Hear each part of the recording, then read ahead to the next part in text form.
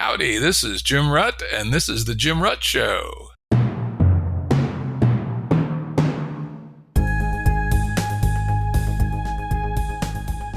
Listeners have asked us to provide pointers to some of the resources we talk about on the show. We now have links to books and articles referenced in recent podcasts that are available on our website. We also offer full transcripts. Go to jimruttshow.com. That's jimruttshow.com. Today's guest is Rob Henderson. Rob is a senior fellow of the Manhattan Institute and a contributing editor of City Journal. He's also a columnist at the Free Press and the Boston Globe and has written for the New York Times and Wall Street Journal, amongst others. He's recently published a book, Troubled, a Memoir of Foster Care, Family, and Social Class. And he tells me the paperback's just about to come out, so if you like what you're hearing here, make sure you run over to Amazon or your local bookstore and get a copy. He's also got a very interesting newsletter on Substack called, with not too much originality, Rob Henderson's Newsletter.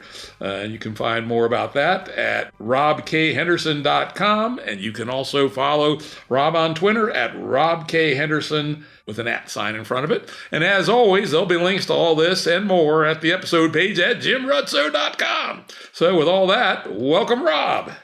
Thank you, Jim. It's great to be here. Yeah, this should be fun. I've been following your work for some time. I've been a Substack subscriber for quite a while. I was even a paying subscriber till about a week ago when the useless motherfuckers at Amex accidentally canceled it. So by next week, I'll be a paid subscriber. Yeah, please do. Yeah. I appreciate all of my paid subscribers. And Substack really has been just an amazing platform for independent writers and independent thinkers. And you mentioned I'm a columnist at all these various outlets and have written elsewhere, but really there's nothing like being able to write without editorial interference and sharing my thoughts directly. And all that being said, I'm really looking forward to this conversation. Yeah, today we'll glance into some things in the book. We're not going to really do an in-depth book episode today, but I really want to talk about is an idea that, as far as I know, you're the one that labeled and put a box around it. And that is what you call luxury beliefs. Before we get into the beliefs, which we will in excruciating depth, as is typical here on the Jim Rutt Show, let's talk about first what you mean by luxury and who are the people that have these beliefs. Yeah, well, luxury beliefs are ideas and opinions that confer status on the upper class while inflicting costs on the lower classes. And a core feature of a luxury belief is that the believer is sheltered from the consequences of his or her belief. And so luxury believers, the people who broadcast these views and express them, these are people who are generally affluent, educated, typically occupy the top 10% in terms of socioeconomic status, the top income decile, kind of the most fortunate upper and upper middle class people in our society, go to selective universities, live in safe and often gated communities and neighborhoods, but they wield disproportionate influence in politics and in our culture. And, I kind of had this winding indirect path to higher education and had my own unique experiences with upward social mobility. And, through that experience of traveling along the class ladder, along with reading a lot about the history of social class in America and in Europe, the Western world more broadly, I came to recognize that luxury beliefs have to a large extent replaced luxury goods. So in the past, people who were high in social rank would exhibit their fortunate positions with material goods, luxury goods, expensive goods, and now they do it with these expensive, costly beliefs. And over time, this has downstream consequences for the rest of society. And, I document this in various essays and in my book as well. And we can get into specific examples if you want. I can get into a little bit more of what exactly luxury beliefs are and how I developed this through kind of sociological frameworks and so on. Yep, we will get into all that. But first, and as regular listeners know, I generally don't do any bio on my guests beyond my brief little sketch, just to make sure people realize this is not some guy found behind the dumpster. But in your case, your biography is actually quite critical, I think, to your gestalt and your point of view. Maybe could you give us a 4.5-minute mini bio? 4.5 minutes. Okay, that's actually more generous than other podcast hosts have offered. But yeah, just very briefly, and I describe this in my book as well. I was born into poverty in Los Angeles. My mother, she was from South Korea. She came to the U.S. as a young woman, got very addicted to drugs, and had a lot of personal issues in her life. Never knew my father growing up. I spent the next, I was placed into foster care when I was 3 years old. Spent the next 5 years living in 7 different foster homes all over Los Angeles. Very kind of unstable and chaotic situation for a kid to be in. Eventually, I was adopted by this working class family, and we settled in this dusty blue collar town in Northern California. It's kind of a white and Hispanic working class area of the state, part of California. Not a lot of people are familiar with this little town called Red Bluff. And, as a kid, I witnessed a lot of, divorces and single parenthood and addiction and financial catastrophes. And, it really, was just a lot of trials and a lot of drama and a lot of, heartache, both from my own perspective, but then also from the people I witnessed as a kid. Fast forwarding, I eventually fled as soon as I could. I joined the military when I was 17. I enlisted in the U.S. Air Force, got out of there, and with some missteps and it was not a straight line, but eventually I found my way to Yale on the GI Bill, and I discovered what people who go to elite universities are like, and how it's not just money that sets these people apart. They also have certain cultural attitudes and socio-political views that are very much at odds with kind of conventional opinion of ordinary people who work 9-to-5 jobs and who are struggling to make ends meet. And, like the kinds of people that I grew up around and the kinds of people that I served with in the military. Eventually got a PhD at the University of Cambridge in the UK. And, throughout those experiences, like you said, it sort of anchored me in a certain perspective. And so those personal experiences, along with, in-depth reading into, the history of class, the sociology of status, what it is that sets people apart when they are so ambitious and so interested in distinction and striving and attempting to, signal their superiority. And it used to be through goods. More and more it's through luxury beliefs. I really resonated with your story ever since I first caught wind of it. I don't know, maybe in 2022, maybe something like that, when it first started coming out and about. Because my background isn't anywhere near as extreme as yours. It has some similarities, but also a huge difference, which is time, right? I was born in 1953. And my father dropped out of high school after 9th grade, and my mother left home when she was 14. Somehow or other, graduated from high school a year early, took a bus from the swamps of northern Minnesota to Washington, D.C., lied about her age, got a job as a telephone operator at Ma Bell, old AT&T. My dad worked on the railroad for a while, and during World War II went to the South Pacific with the Marine Corps, hit the beaches 3 times, lived to tell the story. Came back, decided that railroad work was too boring, came back down to D.C., came to D.C. originally from inner city Paterson, New Jersey, and got a job on the Washington, D.C. Police Department. He was a career police officer. So I grew up in a solidly upper working class, lower middle class community outside of D.C. And this is interesting. The economics might not have been too different from where you grew up, but the social capital was utterly different. I look back later, say when I was in elementary school, what was the economic class in our census tract? And we were about the 35th percentile economically, which is not poor, and it's, sort of barely middle class, right? But 95% of the people were married. The kids of the people that were married to, well, there were definitely people that drank a little bit more than they should have. There was no drugs at all. There was no dating apps, there was relatively wholesome. I mean, it was rough and ready. I mean, you better knew how to fight on the streets, right? And I considered that to be a very useful part of my education, but it wasn't at all decadent. And yet I suspect as I said, if you were to go out and look at your Red Bluff, it might well have been 35 percentile or so. And then I was a relatively smart kid and went off to an elite college as well, to MIT. And it was an amazing cultural shock, even though I really had hardly met a college-educated person except for a school teacher, a doctor, or a priest, right? Raised Catholic. And so, in those days, most of the priests were college-educated, amazingly. They were a bunch of drunken Irishmen, but they'd all been to college, right? But I will say MIT wasn't near as bad as Yale, or not as bad a cultural shock as Yale would have been, because there was probably at least 35% who were first-generation college students there. And many of the parents were, small business people or engineers, whatever, not quite so much the white shoe crowd that you get at Yale. Yeah, I've heard this from multiple people. I mean, interestingly, from Jordan Peterson, he also pointed this out, that he grew up in a working class part of Alberta in Canada.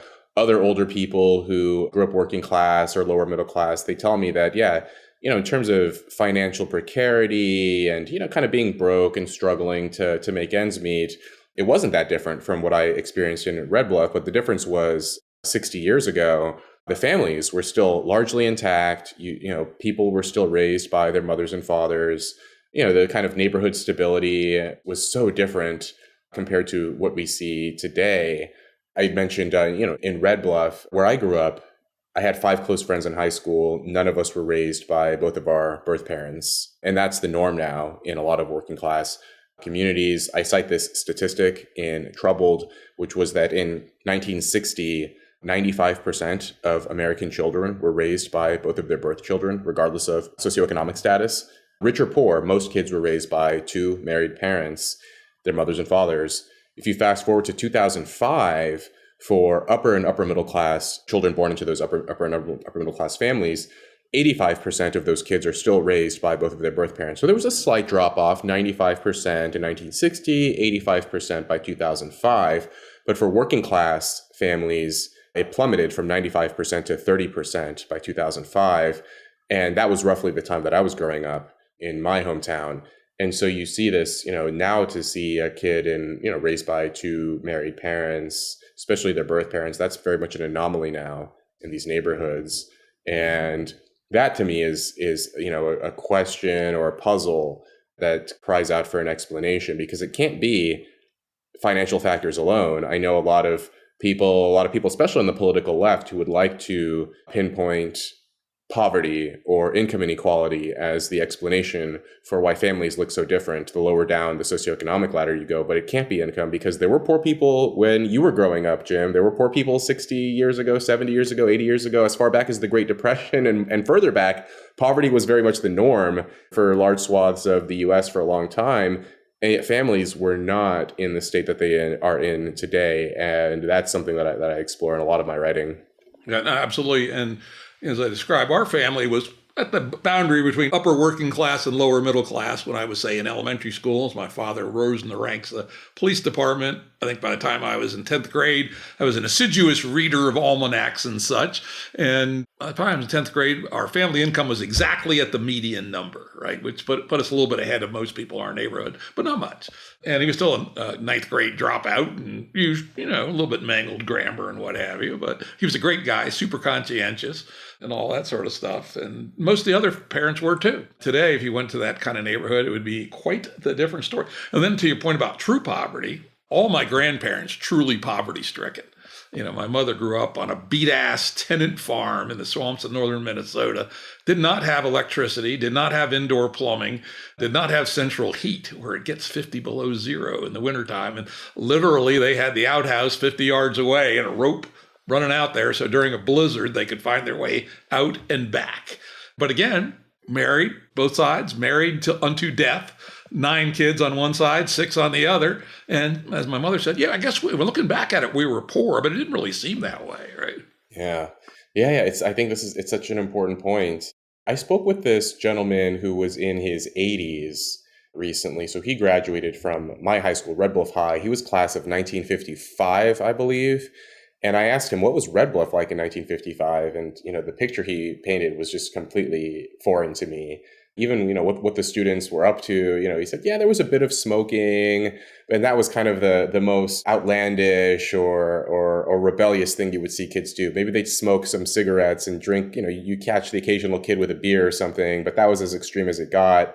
And now a lot of these high schools, it's just drugs and guns and all kinds of, it looks a lot worse nowadays. And part of that is, I think, because of lack of parental oversight in families and so on. And it was funny, your point earlier about the difference between MIT and Yale. I think, you can see this. I mean, even now, MIT was like the first elite university, I think, to return to sensibility when they reinstated the SAT and their admissions policies. I think they're just sort of more grounded in that STEM tradition. And, I think they're slightly less tilted towards using affirmative action in some of their admissions policies compared to some of the Ivies. A couple of years ago, I took this 23andMe genetic ancestry test and discovered that I'm half Mexican on my father's side. So I mentioned I never knew anything about my dad. And I took this test and I discovered that my father was Mexican. And my first thought was, man, I wish I had known that when I was applying for college. I think that would have, everything ended up working out, but, every little bit helps. And, it's sad, like that's the state of things now, that's these kind of race-based policies, which appear to be getting sort of curtailed and rolled back. We'll see how things unfold in the next couple of years. Yeah, you're right about MIT. Well, and part of the reason, as my good friend Jordan Hall likes to say, reality is a checksum on your thinking in STEM, right? Unlike in the liberal arts and even worse, the humanities, right? Yale English department, there's some real screwballs there, right? And how the hell do you do a checksum on their work to see if it makes any sense? Yeah. I mean, it is true. I mean, as far back as Harold Bloom and Camille Paglia and so many of those, they were also sounding the alarm on the state of the humanities in these elite universities, Yale in particular. I think there's a reason why STEM, kind of the harder the science and the more kind of technical the field, the less ideological lunacy you'll observe. Yeah, I mean, do we really care what the fuck is in some humanities journal? Nah. But if a bridge falls down, is that a good thing? No, though I'm probably being a little bit of a Philistine there, because actually what is in our academic journals does matter, right? It actually does. And we can get into that. So many of the social movements we see, they're conceived and born in elite universities. The whole defund the police thing that was so popular a couple of years ago, that was initially a boutique, bizarre idea that was bandied about in elite universities. The whole decarceration movement, abolishing prisons, undermining law enforcement. I mean, you're right. Initially, it's this, kind of niche, obscure idea that academics love to talk to each other about, but somehow it leaks out into elite media and prestige news outlets. And then gradually, despite the fact that the majority of Americans don't agree with it, we get coerced into mouthing slogans and supporting bizarre policies. So the bridge falls down and we see the immediate aftermath of it. But with these academic ideas, it takes, kind of years and generations before we start to see the rot seeping in. And let's return back to this idea of luxury goods, actually a good. You mentioned, I don't remember, there's one in your Substack someplace, Veblen, right? And the idea of status goods. And I think you made the point that, it's harder to play the status game these days in goods. It's one of the things I like to say is, where the hell is the Rolex of iPhones? There isn't one, right? And so we end up playing positional goods games, or other kinds of games. And I will say the one thing that in my own thinking about this, I got part of your idea, but the part I did not get was this, right? That these aren't just, my take was, they're just lazy hedonists and they do bad things because it doesn't hurt them too much. But when people not so affluent do bad things, it does hurt them. And that was as far as I'd gotten. You added a whole extra level, which was this idea of a luxury good, essentially, in the form of a belief. Why don't you expand on that a little bit? Then we'll get down to more details.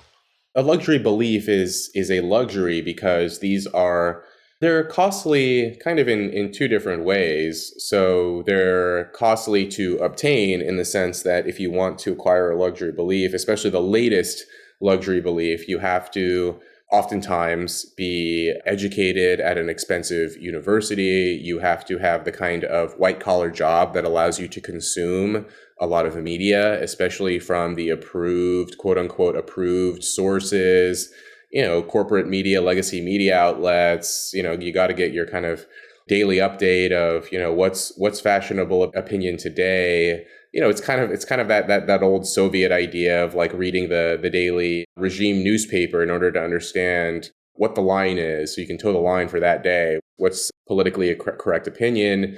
Listening to the right podcasts, reading the right books. And if you are working a 9 to 5, clocking in, clocking out, you're on your feet all day, you're working in some kind of blue collar job or that kind of capacity, you're not going to be able to keep up with, okay, well, now what's the right term I'm supposed to use for this social category? Or what am I supposed to believe about XYZ or this geopolitical event or, this politician versus that? And you have to be fortunate. You have to be sort of educated and affluent or come from an educated and affluent family in order to acquire the beliefs. And of course, the beliefs themselves, because it's a sociological idea, it's never going to be the case that only rich people hold these beliefs and you're never going to be able to find a poor person who holds a luxury belief. Of course, because the beliefs are out there and because, these categories can be fluid, sometimes you will meet a working class person who expresses a luxury belief, but that doesn't invalidate the idea. Just as a Ferrari is a luxury good, the majority of people who drive Ferraris are rich, but occasionally you will see someone who's working class or financially less advantaged or rich in some way who does drive a luxury vehicle, wears Burberry or wears some other kind of fashionable and expensive good, but that doesn't mean that good is not a luxury good. Same thing with luxury beliefs. I should also clarify here that just because an affluent person expresses any particular belief, that doesn't make that belief a luxury belief. If a rich person says any conventional opinion, it's good to have traffic laws, oh, that's a luxury belief because you're rich and you said it, that doesn't make any sense. A luxury belief has a very specific definition. Does it confer status on the affluent person who's expressing it? And does it inflict costs on people who are less fortunate than themselves? So that's the second way that a luxury belief is costly. It's costly to acquire, but it's also costly for the people who are sort of lower down the socioeconomic ladder than them, because once that luxury belief is implemented into policy or becomes popular in the general culture, then people who are less educated, less affluent, and disadvantaged or unlucky in a variety of ways, they're the ones who are going to pay the price for it. And that's how the belief is a luxury belief. Yeah, that's the canonical one for me, at least. And it's the first one I noticed when I was about 17. Again, this was in upper working class, lower middle class, where 95% of couples were married and the kids were their kids and all this kind of stuff. In the late 60s, kind of upper middle class hippie chicks started having kids out of wedlock, right? And we were all, what the fuck, right? That was just considered a absolute taboo. I'd say my high school graduating class, a majority were married by the time they were 22. And while there were, the occasional out of wedlock births, it was like, oh, that's, that ain't so good. And there was a girl who disappeared when she was 14 to go visit her aunt for a year. And most of the kids were given up for adoption, right? So, but the idea of being a single mother, was something that it just seemed like it was really a bad idea as far as we were concerned. And yet it became a trendy thing starting in the late 60s. What's really interesting is you can sort of trace, so that luxury belief, single parents, all families are the same. We can't say that one type of family structure is more advantageous for kids than another.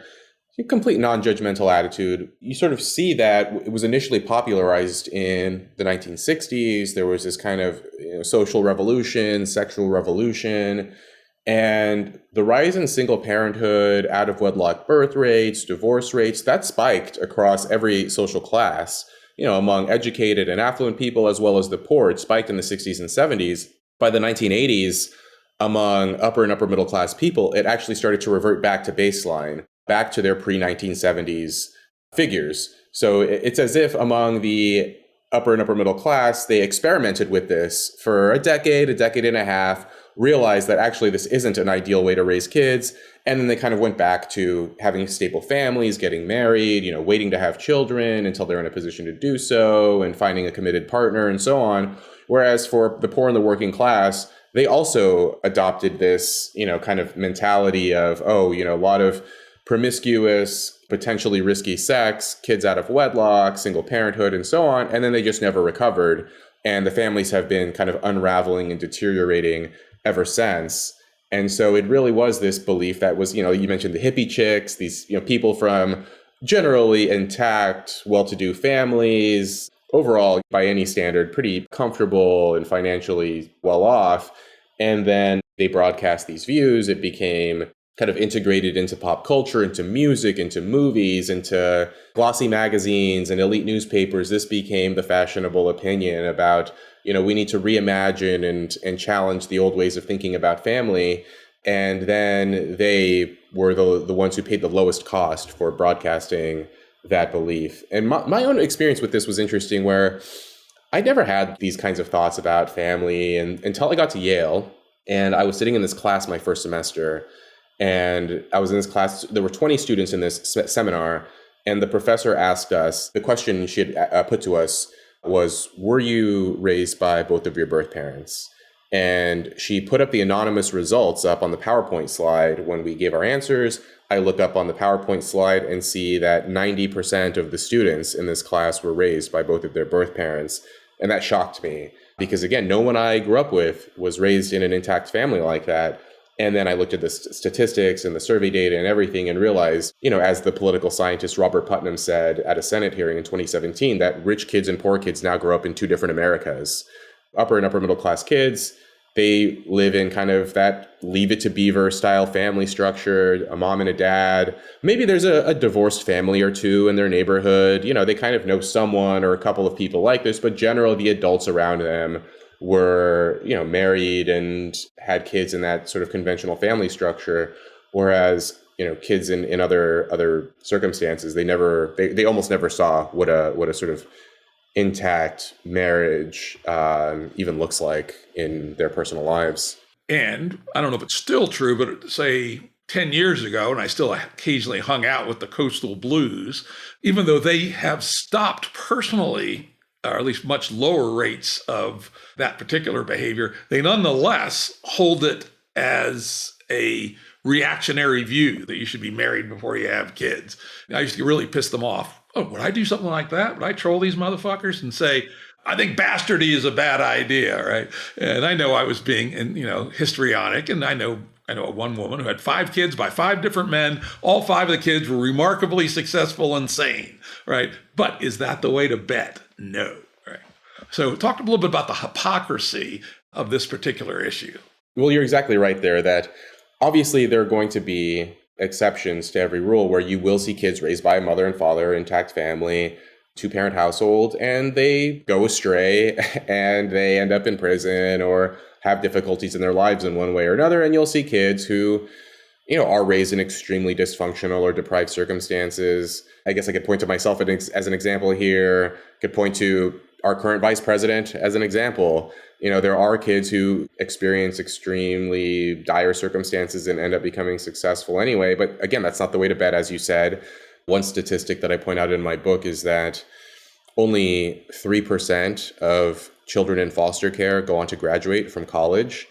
3%, compared with about 35% of Americans overall. So, it's just an extremely low likelihood of achieving those conventional measures of success.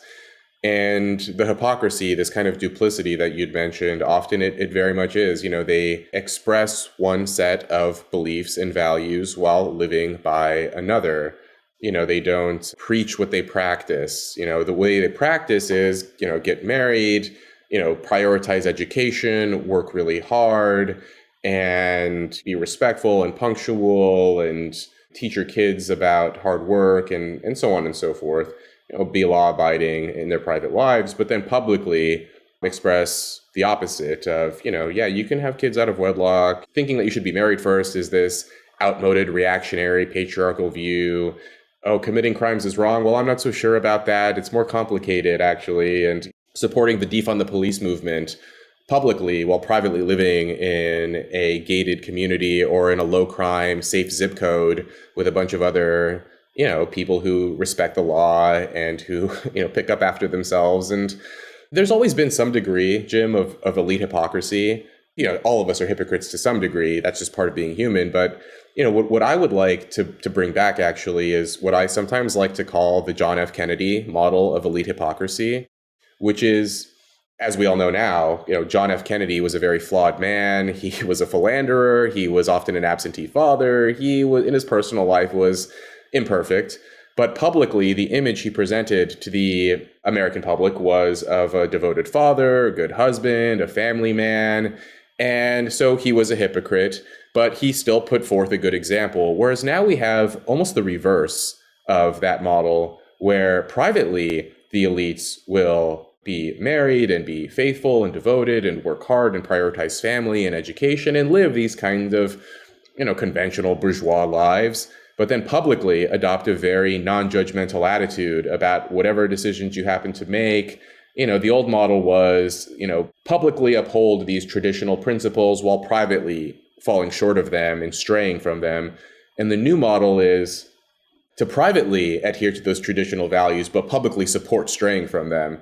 I don't really think that this inversion is healthy. It's long-term, it's detrimental, because part of, in my view, part of the responsibility and the duty of being a member of the elite, a member of, this fortunate segment of society, if you have some kind of influence, is to basically set some kind of example for other people and to give other people sort of guidelines and cultural guardrails. And, it's not a coincidence that my classmates at Yale came from intact married families that prioritized education and responsibility and hard work and integrity and punctuality and law-abidingness and respect and so on. And yet those very same people would, if you would ask them directly, are those things important? They would say, oh, very non-judgmental. Everyone's different. Who are we to judge? That hypocrisy is harmful. I like that distinction called the Kennedy model. Reminds me of I don't know who I'm ripping off here, even if I got the words right, but I remember a quote: "Hypocrisy is the tribute that vice pays to virtue." La Rochefoucauld, yeah, he was a French maxim writer. It's beautiful. I mean, it's funny. I think I tweeted that recently, and someone said, now the elites are the reverse. Now they say hypocrisy is the tribute that virtue pays to vice, because the new elites are hypocritical in the exact opposite way. I don't remember who originally said it, but the line is, the new upper class, they walk the 50s and talk the 60s. I like that too. Yeah. I like that too. Now let's probe into something we've talked about in the show a bit. We had Peter Turchin on some time back, Peter Turchin, presumably. It's terrific, yeah. And one of the things we talked about was the nature of elite aspirants. Right, because the people at Yale, they're not all from Greenwich or even from Westchester County, right? Lots of them are small town doctors' kids or small business owners in Berkeley or something. You haven't really addressed this, I don't recall, in your writings, but maybe you could just sort of think here in real time about what are the sociological and maybe psychological, particularly sociological forces that work on elite aspirants who aren't really from the immune class. But nonetheless, you go to Yale today and you can grab almost any kid off the street and they're going to have these kind of goofy ass ideas. That's interesting. Any ideas on how that happens?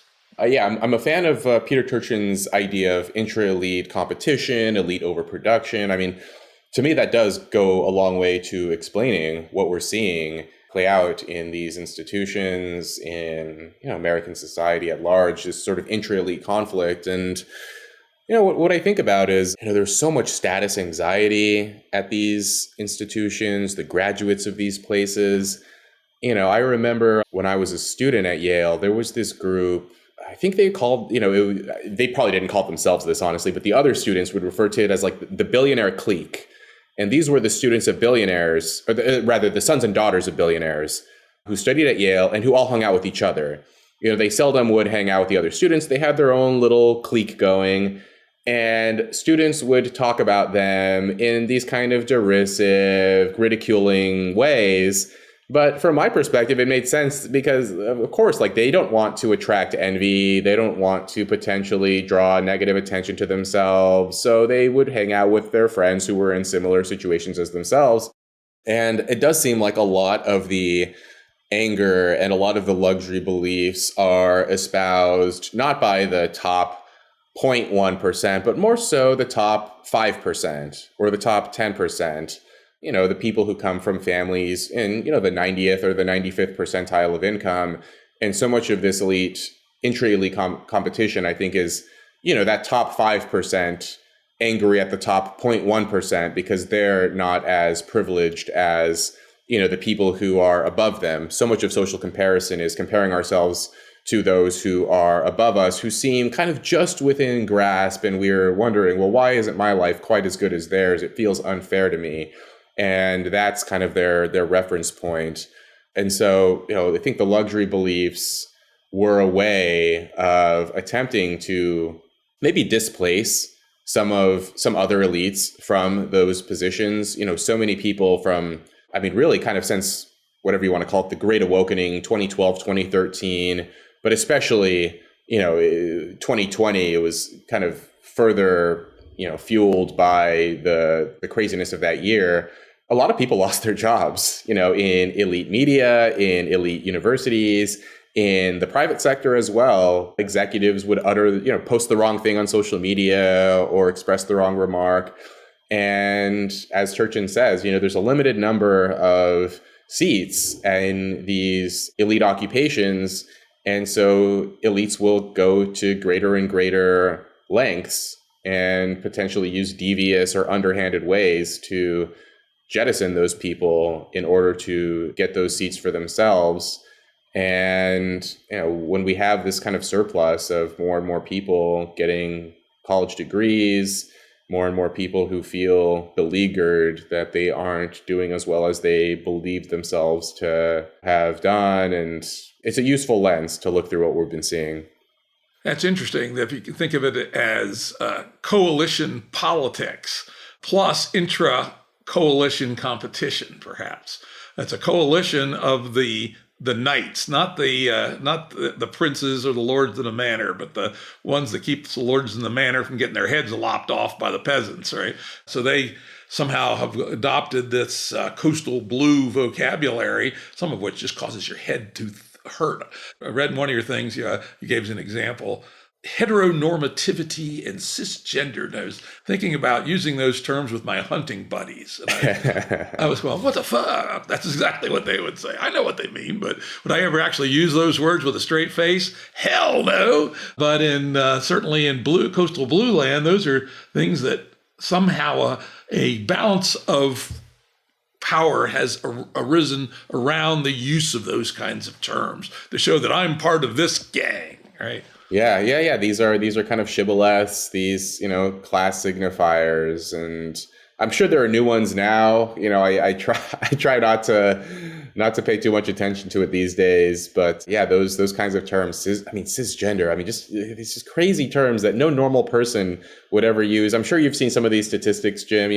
Latinx. I think it was less than 5% of Hispanic Americans said that they approved of that term. 3%. Was it 3%? Was it 3%? Right. But you can ask whether the sun will come up tomorrow, and you would not get 97% yes, particularly if you attributed the statement to either Trump or Joe Biden, right? So, what the hell, right? Yeah, but that was a term that was preferred for a shockingly long period of time. I think they're kind of rolling that one back, but Latinx was popular for, I don't know, whatever it was, 7-8 years on these college campuses and in kind of elite firms. And yeah, it's just we're different than you. We're more sophisticated and culturally savvy, and they create these strange new phrases and terms and try to impose it on the rest of us. Yeah, now let me follow up it was in my notes a little further in, but let me top to it now, which is you in the elite firms. You could easily imagine how the metastasized thinking in Yale's English department could infect the student body. But why in the world would Apple or Google decide that hiring people with absurd views was a good thing to do? I've asked that question to some of my friends in tech, and they seem to think that most of the people in elite firms in general, they want to be, forward thinking, not just in terms of technological advancement, but sociopolitically as well. There was a terrific interview recently with Mark Andreessen.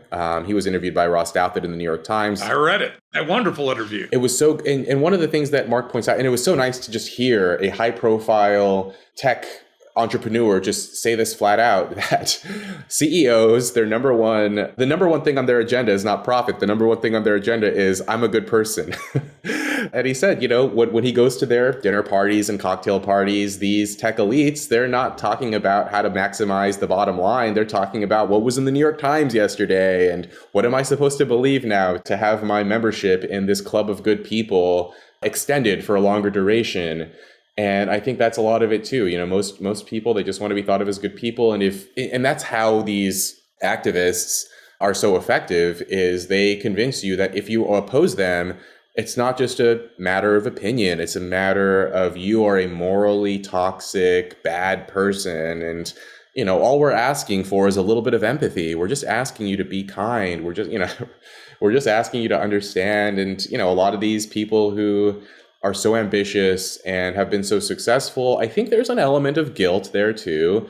And they think, okay, well, I've made all this money and I'm super successful and I'm otherwise happy. So I guess what's the harm in, requiring my employees to use pronouns and, put them through this DEI training. And, I guess I'm advancing social justice. At least that's what these activists are telling me. And there's a kind of naivete there that I think we're now seeing, them slowly recognize what's been happening over the last 10 years or so. But for a period there, they were just, going along to get along. And I think also a lot of them, Jim, even if they weren't true believers and even if they weren't sympathetic, even if they may have had some questions, a lot of them there's a kind of element of cowardice here where they were afraid. So, if you were a CEO and you did not implement certain policies or require your employees to attend certain kinds of training, the activists would often descend upon you and ask you, well, why aren't you supporting this movement? Why haven't you released a statement about, Black Lives Matter? Why haven't you said anything about climate change? Why haven't you said anything about this, that, and the other? And if you're a CEO, you just don't want to be harassed and badmouthed in the media and on social media and on whatever platform. And so they are doing it not because they believe it, but just because they don't want their reputations destroyed. Yeah, that's this cancel culture thing. And, I've been involved in the free speech wars on college campuses.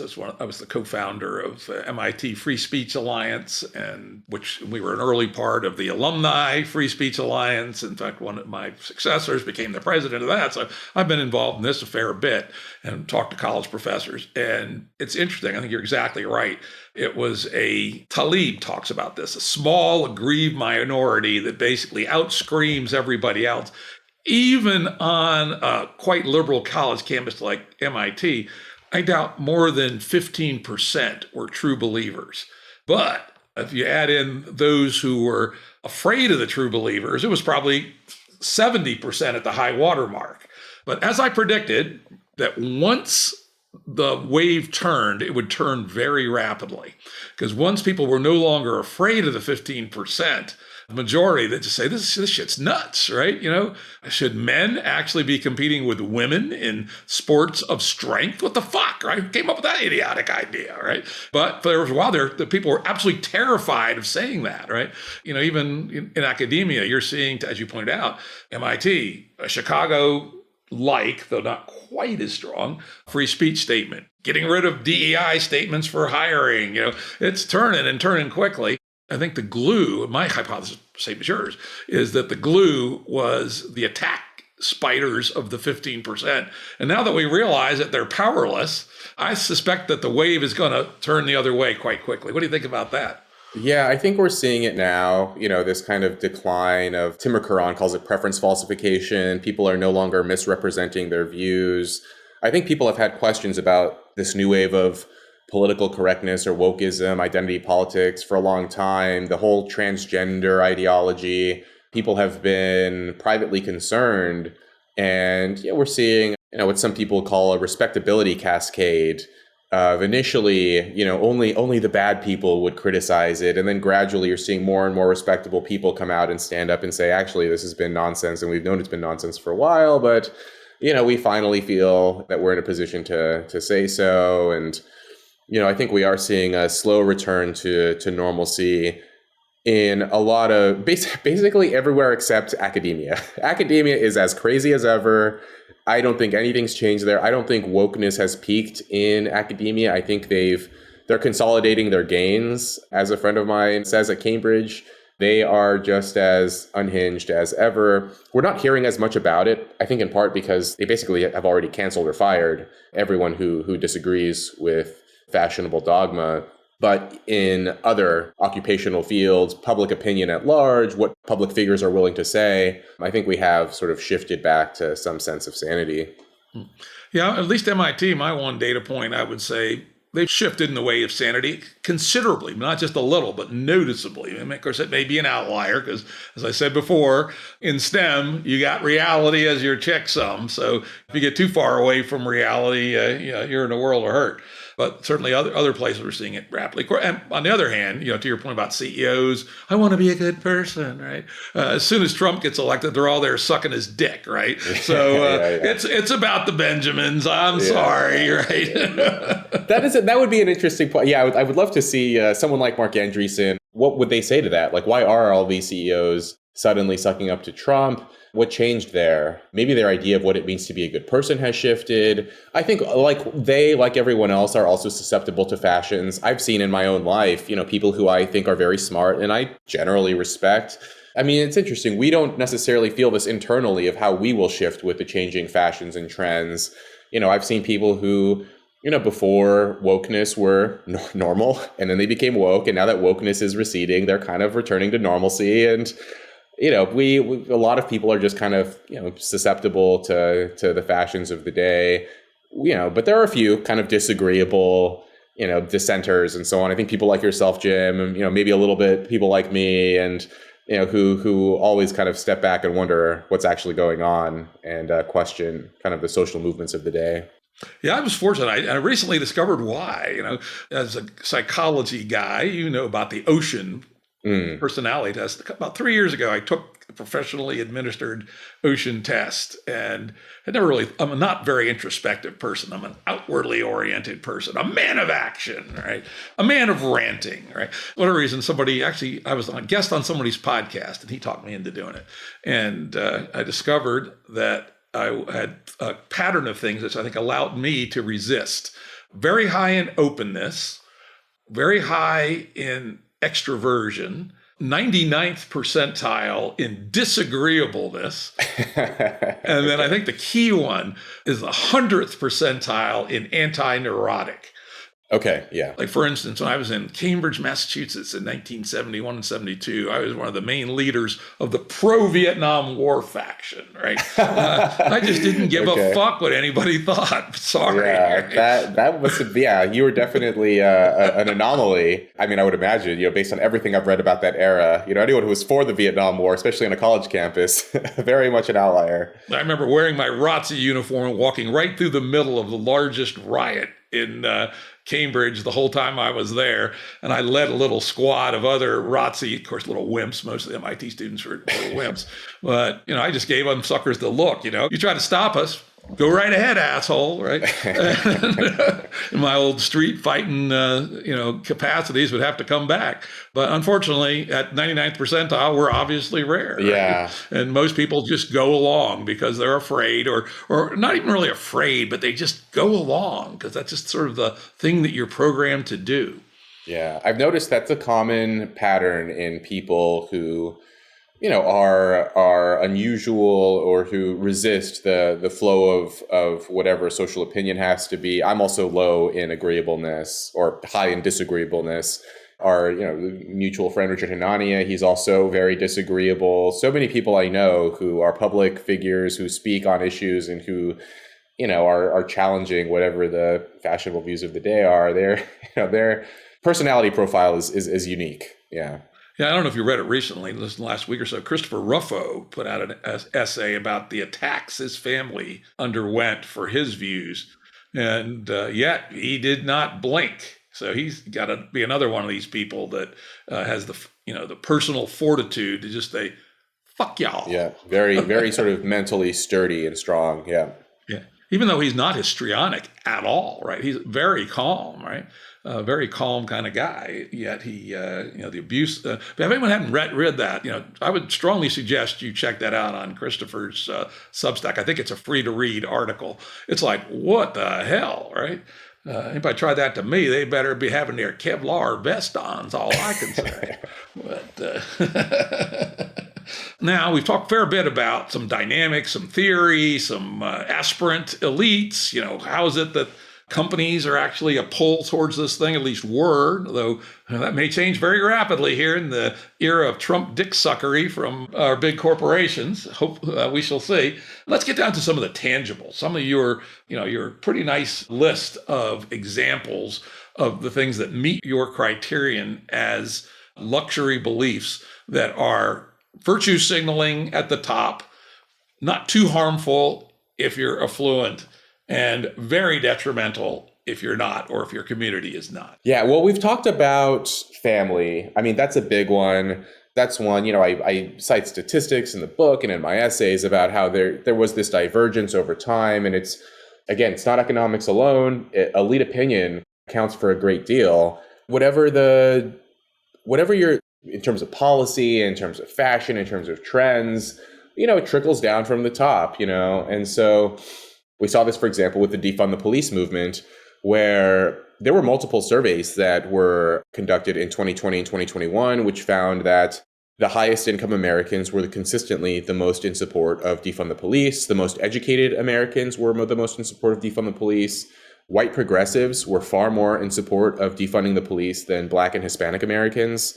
And despite the fact that most Americans were not in support of this, most Americans like the police. This was a policy that was implemented in many cities in the U.S., Los Angeles, Chicago, New York, all like most of the major cities, metropolitan areas. They implemented some version of this, diverting resources away from law enforcement and towards other organizations or other avenues. And as a result, violent crime soared from 2020 to 2022. There's some evidence that it is declining, but for about 2 years, the violent crime rate spiked. Most of the victims of these violent crimes, including homicide, were poor and marginalized people. And yet there has been no accountability for the defund the police movement. No one has accepted responsibility for this, and we're all just going to move on. Most of the people who supported the defund the police movement, again, were affluent people in gated and safe communities who themselves never had to suffer the consequences of their own beliefs. And, there are other luxury beliefs as well. There's one that's kind of less, I guess, politically contentious, which is, what do you attribute success to? I like this one. This is a good one. Yeah, which is it intrinsic factors or extrinsic factors? And, there was a study that was released in 2019, which found that the higher up the socioeconomic ladder you go, the more likely you are to find people who say that success is attributed to luck and good fortune and forces that are outside of your control. Whereas less fortunate people who are lower on the socioeconomic ladder, are more likely to attribute success to hard work. And you'll see this a lot. Successful people will say, it comes down to luck. You talk to college graduates and ask them, especially elite college graduates, what accounts for success in life. They will say it's who you know, it's, kind of these invisible forces, systemic forces. What accounts for poverty? It's these systemic forces, it's these structural impediments. Very few of them will say that, some people are more responsible for their misfortune than others. And, behaviors do have consequences. And, I think that there's value in, elites saying that, what actually fueled their own rise. The Brown economist and podcaster Glenn Loury, one of his quotes is, "The cruelest thing the elites do is lie about how they became successful." And what he means by that is a lot of elites will say, I became successful because of luck, because of, who my family knew, because of these, and all of those things may be true to some degree. But regardless, becoming or even sort of remaining a member of the upper middle class, even if your parents were in that category, it still takes work. It still takes concentration. It still takes effort. And very few elites are willing to acknowledge this. And so if you cultivate this attitude of it all comes down to luck, you are demoralizing people. You're getting them to, potentially give up on their own aspirations. I tell this story in my book about how when I was 15, I worked at this restaurant. I was a dishwasher. and I got this job to bag groceries. So I had to put in my 2 weeks notice at my dishwashing job to go work at this supermarket.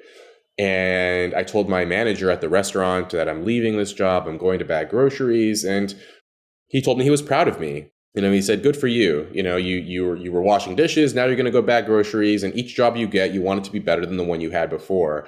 And that was the lesson that I took from that interaction was, to keep working hard, to keep striving upward, to take a step forward, each time you move along the job ladder. And you could easily imagine some, professor or some, member of the luxury belief class witnessing this and saying, oh, you have this foster kid who's washing dishes and now he's going to go bag groceries. He's actually just trapped in these, structural forces that are beyond his control. And, he's just blinded. He's a victim of false consciousness or something like, along those lines. And I'm glad I was never exposed to that kind of messaging. And instead, I just listened to the manager at my job. And he just told me to keep working hard and, keep your head down and do your job. And that helped me. It obviously lingered with me because I remember it now, nearly 20 years later. So that's another one. And, we can get into some other luxury beliefs as well. I think it's kind of tied in with the family piece, but sexual promiscuity is another one. Well, I can tell you one for sure that I've seen is drugs, right? I've known plenty of upper middle class people who do some drugs, but hey, they're making 200 grand a year. You can deal with the fallout. And, frankly, you're not out there trying to pound nails all day. And so you sit at your trading terminal and you got a little bit of a, the world does not come to an end. But, I live in Appalachia, deep in Appalachia. And our particular area, thank God, knock on wood, has not had much of the opioid crisis. Much of the rest of Appalachia has been utterly decimated by it, where people thought, oh, well, we'll go out to the club and sniff a little heroin or something. And, the fancy crowd was into all that stuff. But it's been utterly devastating to much of the country. And even just the everyday drugs, the cocaine and marijuana. Smoking marijuana for you every day makes you fucking stupid people. Sorry, right? Okay, if you got an IQ 135, you can afford to lose 10 points, particularly if you got a drone job in a cubicle someplace, but you're making good money. But if you got 90 to start with, losing 10 is not a good thing. Yeah, I'll tell you a story, Jim. So I mentioned I was a dishwasher at this restaurant, and I had an older coworker. So I was 15, my older coworker, he was like 22. And I asked him if he would sell me and my friends some weed. And he said, Rob, you shouldn't be smoking weed. And I'll just to preface this, I was a 15-year-old kid. I was always a curious, kind of smart kid, but I was like barely passing my classes. I was very academically unfocused, and no one could really tell that I was that smart. And so I asked this guy, come on, sell me and my friends some weed. And he was like, Rob, you shouldn't be smoking weed. And I said, you're a hypocrite. Like, you smoke weed every day. I see you. And he said, look, Rob, I'm smart. So when I smoke weed, I go from smart to normal. It's like, Rob, you're normal. If you smoke weed, you're going to go from normal to retarded. And I said, there was a certain logic that made sense there. And I think that's exactly to your point that, if you're a highly intelligent person and, you can afford to take a bit of damage mentally, cognitively. There was that book. It was something like In Defense of Drug Use or something, written by this professor at Columbia who was saying he likes to use heroin recreationally, so why shouldn't everyone else? And if you're an Ivy League professor and you have this kind of job and maybe you're endowed with all these characteristics that allow you to experiment recreationally with hard drugs, that's good for you. But why are you trying to get the rest of society who are not in that same position to do those drugs as well? So we see the aftermath of the drug decriminalization policies. Oregon famously decriminalized drugs in 2020, and then they recriminalized them, I think, last year. So they had a 3-year experiment where they decriminalized all drugs, and it just turned Portland and other parts of Oregon into an open air drug den where you'd see families walking their kids along a park, and you would just see people strung out and overdosing in public places. And so even if you yourself are personally unaffected, having children exposed to that kind of drug abuse and substance misuse, like that affects people, and it affects kids, and it just creates, it has all these negative, harmful consequences on the social fabric of any community. So, I guess like the libertarian in me is like, if you're an adult and you're, in a private place and no one is relying on you and you want to do whatever you want to yourself, go ahead. But the thing is, once you open that doorway, you're going to allow kids and families, and there are going to be all of these second order consequences. So if you're a smart and affluent person, you can probably get whatever drug you want anyway. It's going to be a little hard for you, but you could probably find what you want. But, just because you want to make it easier on yourself to do drugs, I don't think it's a good for the rest of society to also have easy access to them. Yeah, talking about, we talked earlier about then and now. I graduated from high school in 1971, and it was a quite conservative, socially conservative area. And I'd never actually seen marijuana or smelled it even graduating from high school. The drug wave came through about 2 years after I graduated. And a few years later, it was heroin and everything else, PCP, you name it, speed. But I was at the very, very end. And I suspect that part of what preserved our social capital was, the kids didn't do drugs, but more to the point, the young adults didn't do drugs in their family formative years. And that was, I ain't gonna lie, man, I was a college student in Cambridge, Massachusetts, 1971 to 75. I did every drug you could imagine that didn't involve the use of a needle pretty much. And I enjoyed most of them. And I will say, fortunately, I had the kind of personality. I'm not particularly addictive, pretty strong personality. Ain't gonna let nobody tell me what to do, certainly not some stupid ass drug, right? And so it didn't hurt me in the slightest, but people in my old hometown, man, it derailed a whole bunch of them of about my age, and particularly the ones just a couple of years younger. Yeah. Legalizing anything that is potentially harmful, it'll have different effects on different people. And, it's funny. There's this interesting response that I'll hear sometimes where, well, marijuana isn't as harmful as alcohol and alcohol is legal, so we should make marijuana legal. And I think I guess there's a certain logic to that, but, you could say like, oh, well, this harmful thing is legal, so therefore we should make everything that's also harmful, but isn't as harmful as that legal as well? Like, I don't necessarily follow that logic all the way to the conclusion there that, yes, this thing is harmful and it's still going to create more harm regardless of whatever other harmful thing is already legal. So why would we want more of that? And, we're starting to see all of these experiments in place right now of a lot of young people are having sort of addiction issues. I just had coffee a few hours ago with a friend of mine today who's a physician, and he's seeing more and more young people who are addicted to marijuana because, when you were in college and, in the 60s and 70s and even, 20 years ago, when I was in high school, weed was, it was not nearly as potent as it is now. Now you can go, I live in New York City. If I go into one of these pot shops, I can get, super potent, super powerful weed and get a dab pen, get one of these, edibles, and that could put you out for the whole day if you take a little too much of it. And it's just so different from what we used to have. So in a way, maybe it isn't quite as harmful as alcohol in terms of, how much damage you can do to other people or domestic violence or what have you, but it will still have potentially detrimental effects on you and yourself and your own sort of ambitions in your life. And like you said, it does make you stupid. Yeah, and also, I think very importantly, people when they're young parents, right? Being a parent, do you have kids? I don't have kids now.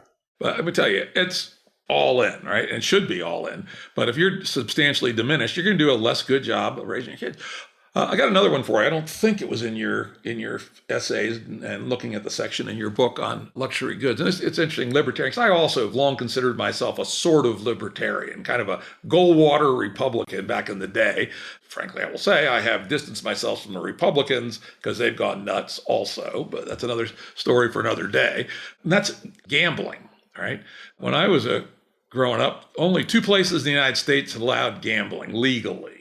Las Vegas or Nevada, and 4 rural counties in Maryland had slot machines. And those were abolished in 1960. No Atlantic City, huh? No Atlantic City yet. And no state lotteries until 1964. First one was in New Hampshire.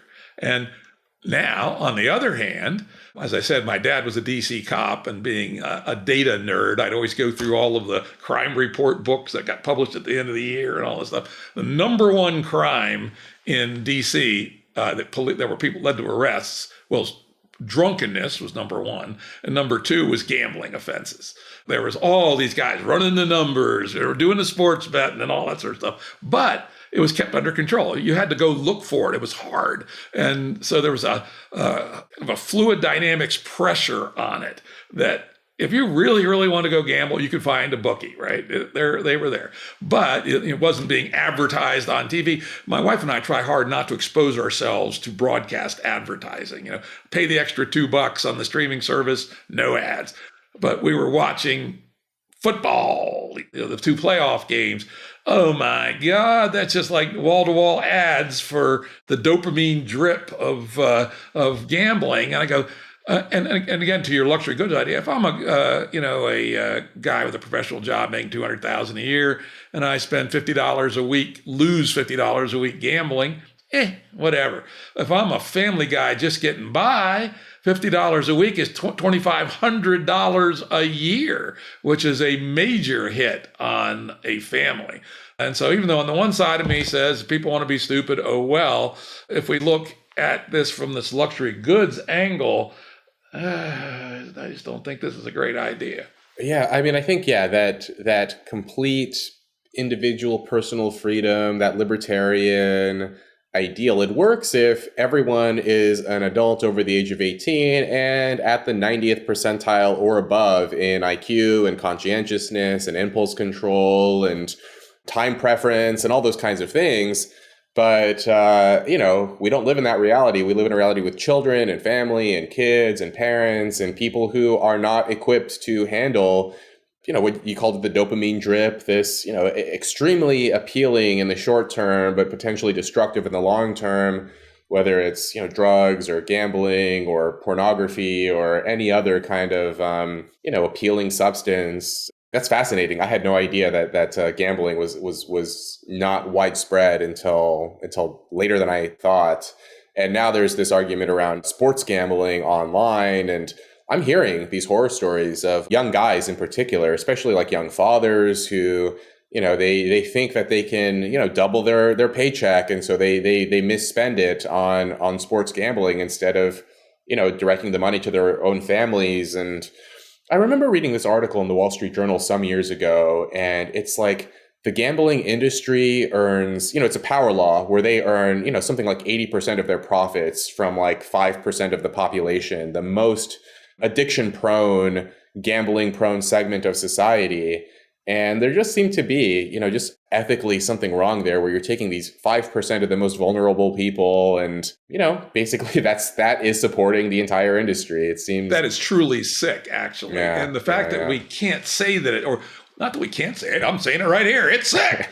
But that, the leaders, the so-called leaders of our society who don't really lead anymore, they just like step in front of the crowd, won't come out and say, it's wrong. Let's not do that. It's not good for particularly the less fortunate. And, there's something that's gone awry in our social operating system that has allowed us to become so decadent and to not care about it and to actually then condemn people. Oh, a reactionary old fart, blah, blah, blah, when you say that this is bad for society. Yeah, there's I think he's a sociologist, Joseph Heath. He calls these people, I'll call them the luxury belief class. He'll call them the self-control aristocracy. These people who are at the 90th percentile and above in self-control. And these people who don't understand, they have like no theory of mind or no empathy for the people who aren't that able to exert control over their own appetites and their own desires. And so they say, oh, yeah, of course, we should have, drugs freely available, gambling online, every kind of indulgence. And people can just leave it up to themselves, whether they want to do it or not do it. And, who are we to say? And yeah, this is it's kind of a reverse form of, noblesse oblige, of just, abandoning these people to appetites. Yeah. And I will say, as a former libertarian, I was that way. But I will say in my old age, one of the things I realized that most reformers don't think about the fact that humans exist on a continuum, right? And they write their reforms for people like themselves, generally speaking, right? I recently read 4 books on the French Revolution, and it was hilarious, right? Talk about a clueless bunch, most of the French revolutionaries. They clearly just had themselves in mind, and their ideas were just nuts otherwise. And of course, the results led where you'd expect it to a dictatorship. You call out this one as a luxury belief, and I think it sort of is, but maybe you can tie it back into the rest of the story. And that's the Western environmentalists campaigning against GMO foods. I'm not as familiar with the science of GMO. I've seen people I respect who are for it versus against it. Assuming that they're completely safe, it would be a luxury belief because if you can afford to eat non-GMO, organic, you can pay the extra out-of-pocket cost to get whatever farm to table or, that for you, you can afford whatever the grocery bill happens to be. Whereas for, genetically modified foods, even if there is a potential health risk, if it brings the cost of food down and feeds more people, you have to balance those potential downsides of whatever the second order consequences of GMO is versus like literally starving or going without food. It's not as if all food is suddenly going to become GMO. So when you campaign against it, you're potentially withholding food from less fortunate people. That's sort of my intuition around people who rail against GMO. Yeah, I will say so far, there is no scientific evidence for any negativity of the food GMOs, which are pretty carefully curated, per se. But that's not to say there might not be a little risk. But here's where it can become a luxury belief, literally belief. Where is the line held most strongly against GMOs? Sub-Saharan Africa.